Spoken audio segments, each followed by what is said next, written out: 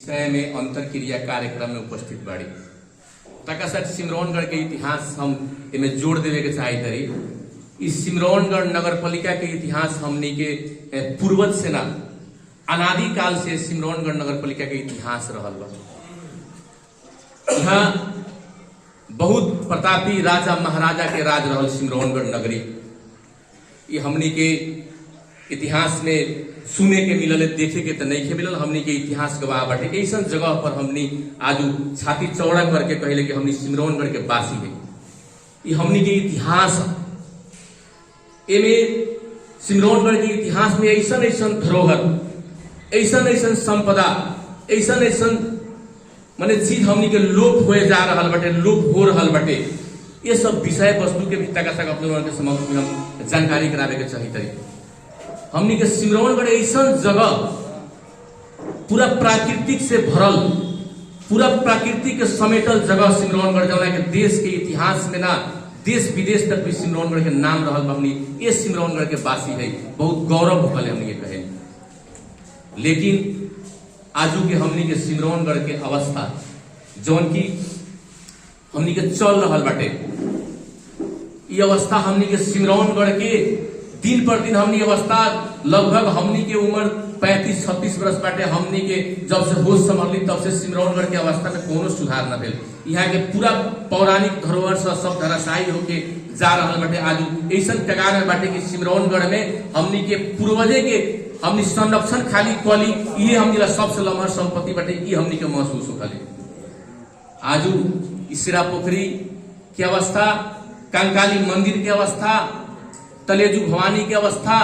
रानीवास मठ की अवस्था, सिमरौनगढ़ के बाही की अवस्था, झड़ौघर पोखरी की अवस्था, यहाँ के गुठी संस्थान के जगह जमीन की अवस्था, यहाँ के मठ मंदिर की अवस्था, हमनी के जितना चिन्हावे वाला यहाँ के जितना भी पक्ति बटे सिमरौनगढ़ के आज सब लोप होए के कगार में पहुंचल बटे। इससे हम सब के उसे हमनी के माने दुखद बात बटे कि ये पर हमनी सब के ध्यान होए के पड़ल। यहाँ से तो हमनी के सुने के ना हमनी के देखे के मिलल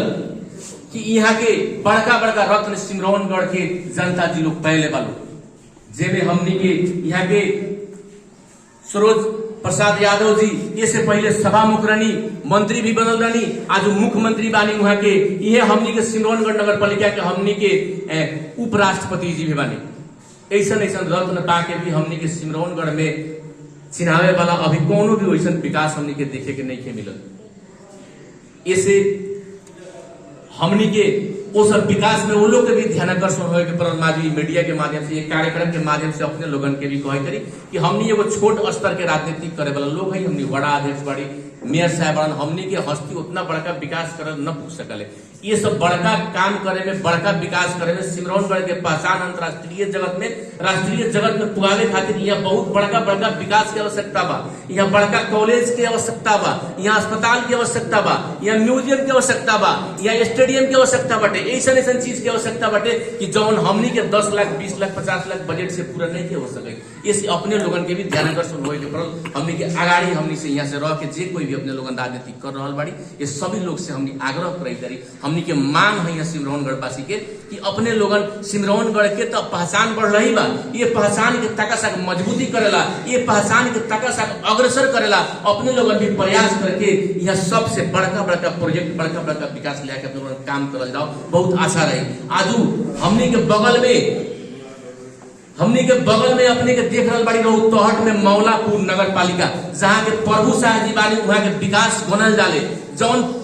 अपने के मौलापुर में कथी रहे, आज से 10 वर्ष पहले हुआ था, रास्ता के भी ऐसा ही अभाव रहे, भवन के अभाव रहे, भौतिक पूर्वाधार न रहे, सब कुछ के अभाव रहे। लेकिन आज मौलापुर के अवस्था देखल जाओ, वहाँ एगो ईटा के दीवार निकलल तो पूरा तात्विक महादेव घोषणा करवा के, पूरा तात्विक महादेव कह के आज करोड़ों अरबों के बजट लगा के वहाँ कितना विकास भेल बटे। लेकिन हमनी के जहाँ कोनम उहे देवाल बा सिमरौनगढ़ में, ऐसा सभ्यता बा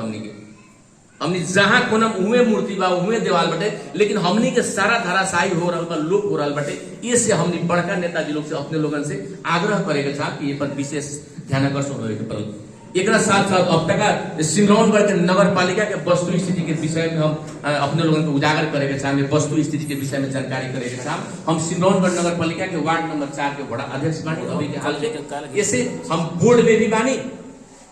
अपने लोगन भी हमारा से बहुत कुछ जाने के चाहले हमें से कार्यक्रम में उपस्थित भेल बड़ी जनावेला अपने लोग सुनावे के परी सभी जनता के लगाए यहाँ के जो अगुवाई पक्ति लोग बानी अपने जनमत पार्टी के जो कार्यक्रम रखले बड़ी धन्यवाद देवे के चाहिए अपने लोगन के कि कमती में हमनी के सब के उस समेट के सब के बात सुने के एगो वातावरण सिर्जना के बानी एमे सिमरौनगढ़ नगर पालिका में 17-18 महीना पहले जो चुनाव भेलो चुनाव में हम भी जीत के आयल बड़ी यहाँ सिमरौनगढ़ नगर पालिका 11 गो वार्ड में सिमरौनगढ़ नगर पालिका है जेमे 1 से लेके 11 गो वार्ड बटे सिमरौनगढ़ में जौना में 8 गो वार्ड नेपाली कांग्रेस के नवनिर्वाचित लोग भेल बटे 8 गो वार्ड नेपाली कांग्रेस के 2 गो वार्ड अपने के साइकिल साहब के 1 गो वार्ड कलम साहब के मेयर साहब जे बानी वहाँ साइकिल साहब से बानी उप मेयर साहब उनके पार्टी से जीत के हमने के एगो नगर पालिका के जो बोर्ड बटे ऐसे हमने के यहाँ बोर्ड की अवस्था ही है। लेकिन हम अपने लोगों से ही कहे चाहम कि ये स्थानीय सरकार प्रदेश सरकार केंद्र सरकार स्थानीय सरकार प्रदेश सरकार केंद्र सरकार हमने व्यवस्था बटे संविधान में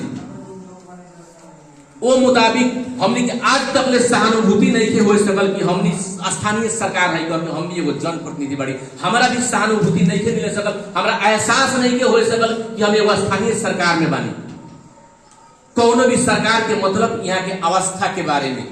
यहाँ के विकास के बारे में यहाँ के शिक्षा के बारे में यहाँ के स्वास्थ्य के बारे में यहाँ के जनता हमनी के जब माइनेट करके भेजले बटे जनता हमनी के चुन के भेजले वो अपन अवस्था के बारे में कहाँ से कथी कहला में यहाँ के जनता के अवस्था यहाँ के विकास के अवस्था सुदृढ़ हो यहाँ के विकास हो यहाँ के सभी जनता के सुख शांति के सहानुभूति महसूस हो कह के ये ला हमनी जीत के आयल बड़ी यही ला हमनी के भेजल गए बटे शायद हमनी के ई बुझा ले।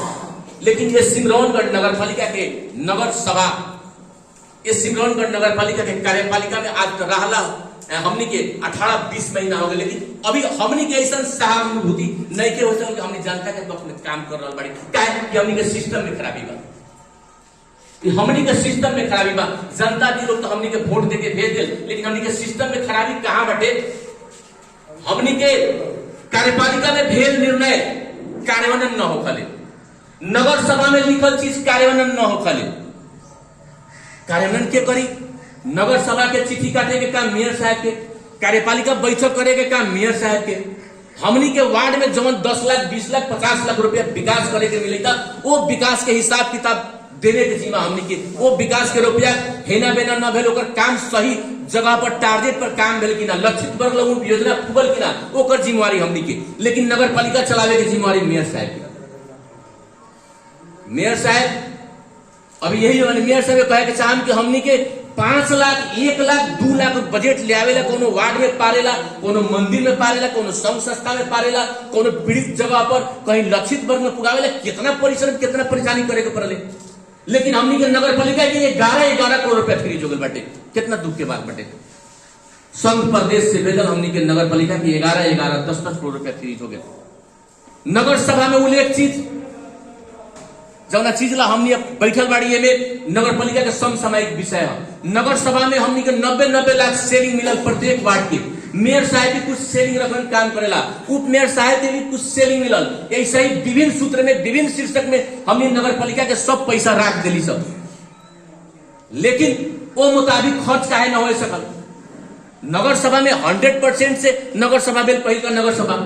जब हमनी के मन में बखेड़ा रहे हमनी के मन में पार्टी रहे नेपाली कांग्रेस साइकिल छाता दुनिया अगर रही तो हमनी नगर सभा तो न करती हमनी मेयर साहब के नगर सभा करके 1 साल के माइलेज मेयर साहब हमने दे दिली मेयर साहब अपने के दे दिली अपने विश्वास बना लू ना कि बिहान के नगर सभा में हमनी बिना कुछ लायक मुन के सही करूं हमनी विश्वास के लिए नेपाली कांग्रेस को लोग मेयर साहब विश्वास करके नगर सभा में 100% के उपस्थिति करके जहां जहां हमनी के 1 दिन 2 दिन हटे के पड़ल वो लोग हट के हमनी नगर सभा के माइनेट में सही करके इससे पहले नगर सभा में हमनी मेयर साहब के माइनेट दे दिली लेकिन ओकरा मुताबिक काम न हो सकल हमरे वार्ड के योजना जब 90 लाख हमरा सेलिंग मिलल तो हमरा तो 90 लाख के काम होय के पड़ल देश के परिस्थिति से बजट कट गया 10% 20% बजट कट गया वो बात तो हमरा भी समझ लेके पड़ी 50 लाख तो मिले के पड़ल 70 लाख तो मिले के पड़ल ठीक बाटे कौनो बात न मिलल जितना मिलल 20 अपन पीड़ा अपन के बता रहा बड़ी 20 लाख 25 लाख की योजना हमरा मिलल वो योजना के हम काम कर दिली योजना के काम कर दिली योजना के पूरा फाइल परफेक्ट रेडी करके फाइल लेके जब आषाढ़ 24 गते जब अपने के खाता क्लोज होखले आषाढ़ 24 गतेला चेक काटेला जब हमारा फाइल दुगो काम के गेल तब फाइल हमारा रोकल गेल मेयर साहब से भुगतानी नहीं थे करे कितना दुख के बात बटे। हमनी काम करे वाले लोग बड़ा अध्यक्ष कहीं कहीं से पैसा ले आके कोरोना काल से खिंचायल पिसायल लोग आर्थिक संकट में देश बटे, देश में पैसा के किल्लत बटे, हाहाकार बटे, ऐसा परिस्थिति में काम कर दिली तो भुगतानी न भेल। दुख के बाद एक आगाड़ी भी भुगतानी न भेल। एती खानी मेयर साहब नगर सभा कहला ना 25% में 20% में वो नगर सभा के माइनेट में हमारा वार्ड के बजटे नहीं खेरा, भुगतानी नहीं खे करे के बजटे नहीं खे रखल गेल, पैसे नहीं खे रखल गेल। कहू तो हम किताब ले आके नगर सभा के माइनेट अभी हम निकाल के अपने के देख दे हमारा वार्ड के जो काम कहले बड़ी ओकर एहू आर्थिक वर्ष में भुगतानी न करे के पूर्वग्राही हिसाब से हमने पर काहे ऐसा बटे। एक तरफ मेयर साहब कहन कि नगर पिता आई नगर पिता में घर में नगर पिता के मतलब कि नगर में कुछ लोग गलती कुछ लोग सही करे वाला सब लोग यही नगर पालिका में वालों घर के पिता कहे कि मतलब कमाए वाला खाए वाला कोनो 2 रुपया फजूल खर्चा कर देवे वाला कोनो 5 रुपया ज्यादा कमा के ले देवे वाला वही घर में रहले सबके मतलब कि मेंटेन करके आंख दाब के सबके सद्भावपूर्ण वातावरण में रख के एगो घर के पिता बनल जाने। ऐसे ही नगर पालिका में कमी बेसी ठीक बटे हमरो से भेल हो सकता बिहान के दिन में भी हो सकता, लेकिन पूर्वग्राही हिसाब से 4 नंबर वार्ड के बजट आज के भी नगर सभा के माइनेट में नहीं रखल गया पीड़ा हमनी के। ऐसा ही अपने के इससे पहले नगर सभा में जब मेयर साहब के 100% सहमति से नगर सभा हो गए तो 10 नंबर वार्ड के सेलिंग काहे ना 10 नंबर वार्ड के तो जब 90 लाख सेलिंग मिलल आखिर तो वो जनते से जीत के गेल बनू कौनो पार्टी के ओको वो 10 नंबर वार्ड के अपने के 1 लाख सेलिंग काहे ना मिलल, 1 लाख रुपया न मिलल अपने के 9 नंबर वार्ड के 10 लाख रुपया के कार्यादेश मिलल, अपने के 5 नंबर वार्ड के सही भेदभावपूर्ण तरीका से 20 लाख 30 लाख के कार्यादेश मिलल, अपने के 2 नंबर वार्ड के ऐसा ही 25 लाख 30 लाख रुपया के कार्यादेश मिलल, वो भुगतानी न भेल। ये हमनी के पीड़ा है अपने लोगन न जाने तरी ऐसे जनावे तरी। ओकरा बाद में कथी बा कि नगर सभा 78-79 के नगर सभा हमनी कैली, वो नगर सभा के मुताबिक शीर्षक से भी हटके बहुत खर्च हो गए, बहुत रुपया फ्रीज हो गए। बच्ची के स्कूल अस्पताल में आए वाला सैनिटरी पैड के रुपया एक दिन में कोटेशन भराई, एक दिन में सामान खरीदा जाए 30-30 लाख 40 लाख रुपया सैनिटरी पैड के रुपया भी फ्रीज हो गए हमने के स्कूल के।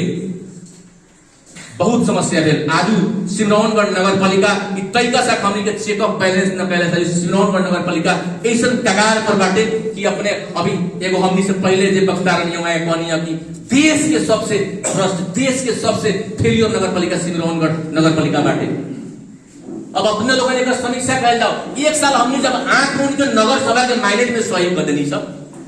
वो माइनेट के मुताबिक एको को काम न भेल हमनी के 90 लाख सेविंग मिलल, 90 लाख के काम न भेल, काम न करे दिया, काम भे गेल ओकर भुगतानी न करे दिया। कार्यपालिका बैठक न भेल, कार्यपालिका बैठक भेल तो कार्यपालिका बैठक के एको को निर्णय न मानल गेल। इतना अत्याचार इतना अन्याय हमने 100 के भी ऐसो भी हमने कहली कि नगर सभा विगत के दिन में जोन भेल तो भेल ऐसो के नगर सभा हमने करल जाओ। ऐसो के नगर सभा के जब बात आए बैठक के बात आए तो ऐसो के नगर सभा में मेयर साहब 3 गते के सूचना कटनी 7-3 के समय 7-3 के सूचना कटनी नगर सभा के सभा हॉल में बैठक के अपने लोग देख ले होगा हमनी के भी चिट्ठी मिलल बाटे मोबाइल में 7 गते के चिट्ठी कटनी कि नगर सभा अपने के नगर पालिका के सभा हॉल में हुई। सभी पत्रकार साथी मीडिया यहाँ के संपूर्ण जनता पुलिस प्रशासन हमनी जनप्रतिनिधि सब केहू के आगाह भेल की 3 गते नगर सभा 7 बजे के चिट्ठी कटल, हमनी 7 बजे उपस्थित रही नगर सभा हॉल में। प्रशासन भी अपन व्यवस्था दुरुस्त रख के प्रशासन की भी व्यवस्था रहे, साथी लोग भी उपस्थित रहे, सबके उपस्थित रहे, कुछ जनता जी लोग भी यहाँ उपस्थित रहे। लेकिन नगर सभा सिमरौनगढ़ के 3 गते के चिट्ठी कटल नगर सभा सभा हॉल में काहे न भेल, कैसन परिस्थिति आ गई, क्या बात हो गेल कि आदर्श कोतवाल गांव पालिका के मेयर साहब के निजी निवास में नगर सभा 25% में कि 20% में नगर सभा मेयर साहब कैली। हम कहते नगर सभा 20-25% कुछो परसेंट कल्ला से गलत जगह से नगर सभा के नगर पालिका नहीं चल सकेगा। इधर सहकार समझौता समन्वय से होए वाला चीज बाटे नु। कहीं अपने नहीं की समझे वाला तो अपने समझू, कहीं हमनी के नहीं के समझ में हमनी समझू, लेकिन समझ के नगर सभा समन्वय से होने वाला चीज बाटे, नगर पालिका समन्वय से होने वाला चीज बाटे। आज नगर पालिका में विभिन्न किस्म के आंदोलन, विभिन्न किस्म के विवाद, विभिन्न किस्म के अराजक गतिविधि जितना भी नगर पालिका में हो रहा बाटे, अपने लोगन के भी ये सब चीज पर केयर करल जाए। इनमें कहां से गलती बाटे, कहां से कमी बाटे, हो सकले 2-4-5% हमनियों में कमी बेसी हो, लेकिन हमनी के भेदभाव पूर्ण तरीका से देखल जाले। हमनी अपने ही के समाज से जीत के आयल है, हमनी पर मेयर साहब के नजर खराब रहे इहे कही और छूटल बात हुई और वक्ता लोग समय के अभाव के चलते इतने सब